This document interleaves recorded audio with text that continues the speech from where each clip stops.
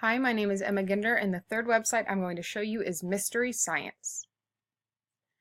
I feel the targeted audience for this video is teachers. I believe teachers are the targeted audience because Mystery Science is a great website to use to help kind of hit some science topics that your curriculum may not cover. The goal and objectives of using Mystery Science is to show students a love for science, especially if your district doesn't require a science curriculum or provide a science curriculum for you. It's also great to expand their thinking when it comes to different science topics and going more in depth with their critical thinking. These are the ISTE standards I found appropriate for this website.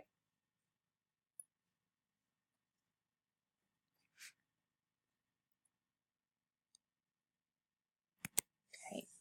So Mystery Science, it is a website that actually every week they send you a fun video. I have created a folder in my email of Mystery Science where I just move all of them there. So I have some from last school year that we could go back and show them. And the question is always in the subject line of the email. So I know that this week's video was why do cats purr. So when I click the email and I click on the video, it'll pop up the website to Mystery Science. There is a video that goes with it where it shows a person who actually asks Doug a real-life science question. Hi, it's Doug. My niece, Madeline, recently got her first cat. His name is Harry Winston. It turns out he's a talented piano player. Hi, Doug. Hi, Jalen. I have a question for you. Why do cats purr? Ooh, that's an interesting question.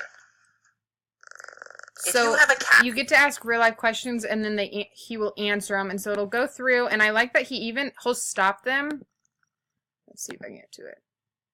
So he always creates a time where you can stop the video and discuss, why do you think cats purr, or no matter what the topic is. So I always have my friends, we answer some questions and then you get to continue, and it'll show, it's about a 5-minute one video of the things that makes as to answer the question. And then they've recently started throwing in these bonus things where they will share 5 fun facts about the topic. So my kids absolutely love opening the bonuses and seeing the fun facts. And then what they really enjoy is after the bonus, you can go and vote for the next week's episode. I reached question.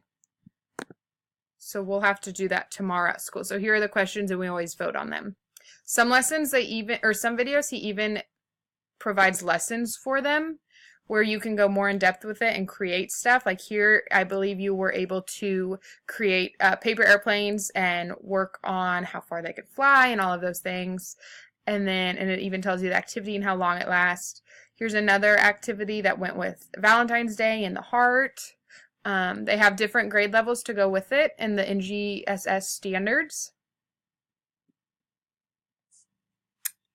And then at the end of the videos, I'm not sure how to get to it right now. But after you vote, it even is like, do you have a question? And my students love when and here it looks like you can get to it anyway, love asking Doug questions. Now, have we ever gotten a response? No, but they still really enjoy it, and they come up with some really interesting questions that I would never have thought of. So it's just a really good tool. We don't use it, we don't fill the whole science block with it, but we often do it at the end of the day. If we have, 5 minutes after pack up, we will pull on our Mystery Doug. They love looking at them. They're very engaging. The students really enjoy them. I love all the different topics that they cover, and that it kind of narrows it down to lessons, because our district personally does not provide us with a really good science curriculum, so we're kind of on our own with it. So this is a great way to go find some science curriculum stuff, work with it, engage the students with it, go even further and do the activities and lessons provided. So that is Mystery Science, or otherwise known as Mystery Doug.